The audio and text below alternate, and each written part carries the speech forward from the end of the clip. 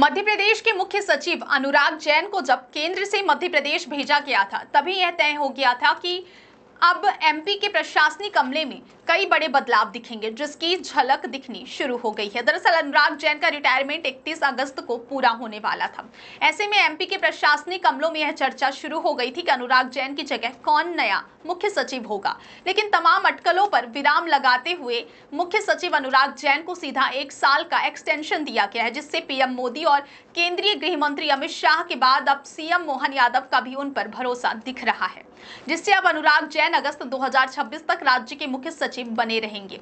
ऐसे में यह भी जानना जरूरी है कि अनुराग जैन कौन है, जिनका प्रशासनिक स्तर पर अच्छा अनुभव माना जाता है। मध्य प्रदेश के मुख्य सचिव बनने से पहले अनुराग जैन केंद्र में अपनी सेवाएं दे रही थी, लेकिन बाद में उन्हें एमपी का मुख्य सचिव बनाकर भेजा गया।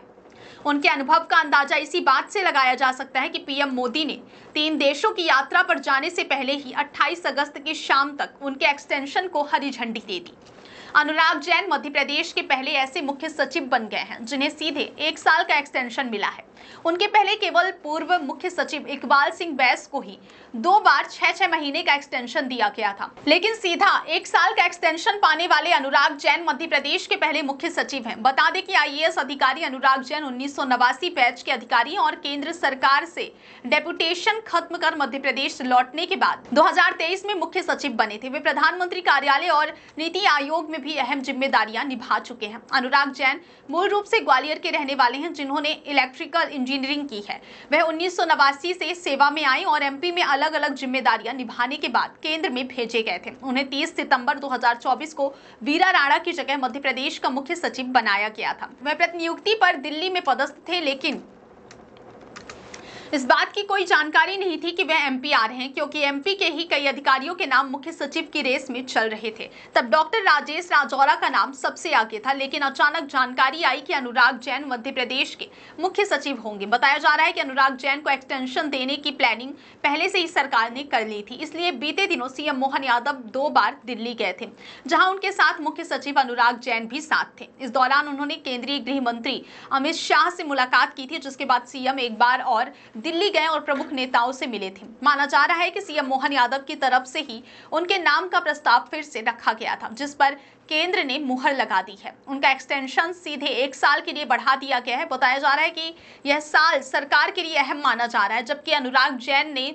कई नए काम शुरू किए हैं। इस दौरान उन्हें केंद्र से खुली छूट रही है, जिससे प्रशासनिक फैसलों में उनकी सीधी पकड़ दिखती है। यही वजह है कि उन्हें एक्सटेंशन दिया गया है। अनुराग जैन पीएम मोदी और अमित शाह के भरोसेमंद माने जाते हैं। भारतमाला प्रोजेक्ट, जो पीएम मोदी का महत्वाकांक्षी प्रोजेक्ट था, जिसे जमीन पर उतारने का श्रेय अनुराग जैन को ही जाता है। इसके अलावा प्रधानमंत्री जनधन योजना की सफलता में भी उनका बड़ा हाथ माना जाता है। वहीं केंद्रीय गृह मंत्री अमित शाह भी उन पर भरोसा करते हैं। वह वित्त के अच्छे जानकार माने जाते हैं और भारतीय निर्यात आयात बैंक के कार्यवाहक अध्यक्ष भी रह चुके हैं। उनकी प्रशासनिक क्षमता का अंदाजा इसी बात से लगाया जा सकता है कि 15 महीने की कमलनाथ सरकार के दौरान उन्हें एमपी में वित्त विभाग की जिम्मेदारी दी गई थी। बाद में 2020 में वह प्रतिनियुक्ति पर केंद्र भेज दिए गए थे, लेकिन 2024 में उनकी फिर एमपी में वापसी हुई थी और उनके आने के बाद ही मध्य प्रदेश में शून्य बजट सिस्टम लागू हुआ, जहां विभाग के हिसाब से ही बजट दिया जा रहा है। फिलहाल अनुराग जैन अब सितंबर 2026 तक मध्य प्रदेश के मुख्य सचिव रहेंगे। उनके कार्यकाल में जो प्रोजेक्ट शुरू हुए हैं, माना जा रहा है कि वह जल्द पूरे होंगे।